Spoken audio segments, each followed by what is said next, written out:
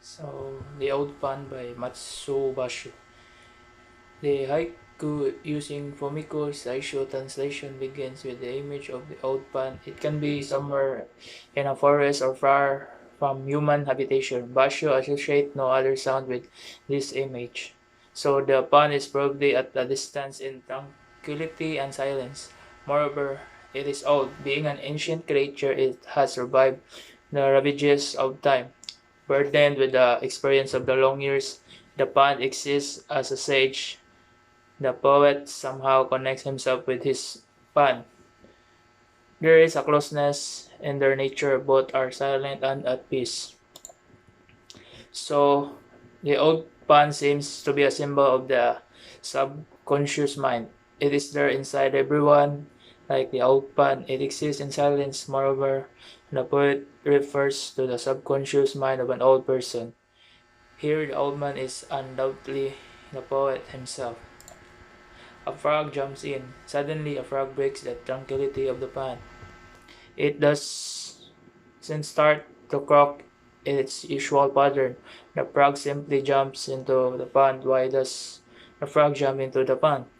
One has to ask this question here first before moving to the climax of this haiku. The frog might have jumped into the pond, not for breeding or laying eggs, as it is not the season of monsoon. So one of thing is clear that the frog does it for its biological instinct. It seems as if the water of the pond rejuvenates the frog, so it jumps into the pond naturally without any biological urge or chemical upsurge inside its body. Like the frog, a person also needs solace to give time to his mind and soul. Thus, the frog jumping into the water can be a symbolic reference to meditation. So, line 3, Sound of the Water. In the last line of the haiku, the sound becomes an interesting part of the imagery. The sound is not artificial. An external stimulus is responsible for the creation of sound. When the frog jumps into the water, it generates a short staying sound. It isn't shrill, yet it's not deep. The texture of water sound lies somewhere in the middle.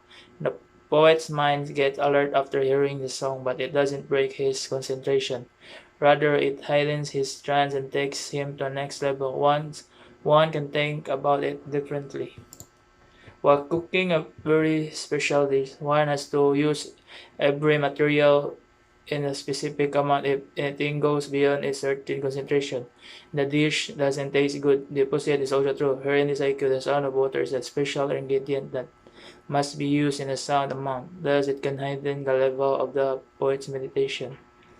So, the pond serves as the mind of the person. So, the frog serves as the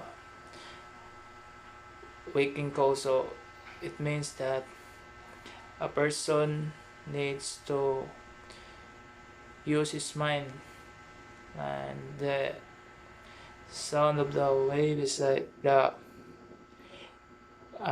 result of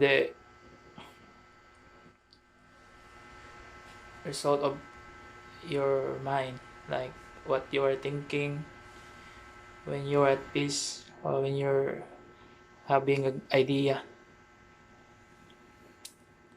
So I think that's what it's all about.